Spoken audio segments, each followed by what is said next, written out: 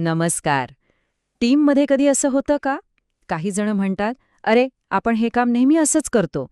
तर काही जण म्हणतात, "नाही, चला काहीतरी नवीन करून बघूया." हा जुन्या आणि नव्या पद्धतींमधला संघर्ष जवळपास प्रत्येक ऑफिसमध्ये असतोच. तर आज आपण हेच बघणार आहोत की या संघर्षाला एका मजबूत टीम कल्चरमध्ये कसं बदलायचं. तर प्रत्येक टीमच्या आतना एक संघर्ष लपलेला असतो. हा संघर्ष असतो दोन वेगवेगळ्या विचारांचा, अगदी दोन वेगवेगळ्या टोकांच्या मानसिकतेचा. चला जरा खोलवर जाऊन बघूया की ही नेमकी समस्या आहे तरी काय. म्हणजे टीममध्ये खरंच अशी दोन टोकं असतात का? एकीकडे अनुभवाला प्रमाण मानणारे लोक आणि दुसरीकडे सतत काहीतरी नवीन प्रयोग करायला उत्सुक असणारे. सगळ्यात मोठा प्रश्न हाच आहे की हे दोन गट एकत्र येऊन काम करू तरी शकतात का? पण गंमत अशी आहे की हा फक्त संघर्ष नाहीये. या दोन्ही बाजूंची ना स्वतःची एक वेगळी ताकद आहे. एका बाजूला आहे स्थिरता म्हणजे स्टेबिलिटी आणि दुसरीकडे आहे प्रचंड स्पीड. बघूया तरी काय आहे हे.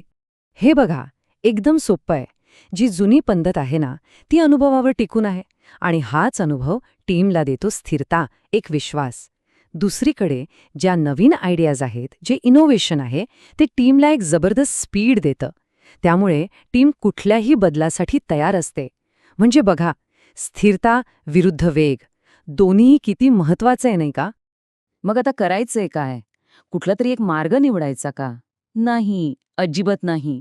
याचं उत्तर निवड करण्यात नाहीये, तर या दोन्हींचं मिश्रण करण्यात आहे. चला बघूया हे कसं करता येईल.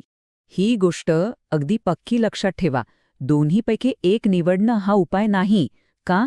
कारण ज्या क्षणी आपण एकच बाजू निवडतो ना, तेव्हा दुसऱ्या बाजूची सगळी ताकद आपण गमावून बसतो. त्यामुळे खरा उपाय निवडण्यात नाही, तर जोडण्यात आहे. अच्छा, तर मग हे मिश्रण साधणार कसं? त्यासाठी 3 सोप्या स्टेप्स आहेत. पहिली, जुन्या सिस्टममधली जी शिस्त आहे ना, ती तशीच ठेवा. त्याने कामाला एक स्ट्रक्चर मिळतं. दुसरी स्टेप, नव्या अप्रोचमधली जी अजिलिटी म्हणजे चपळता आहे ती घ्या. त्याने टीम बदलांना लगेच रिस्पॉन्ड करते.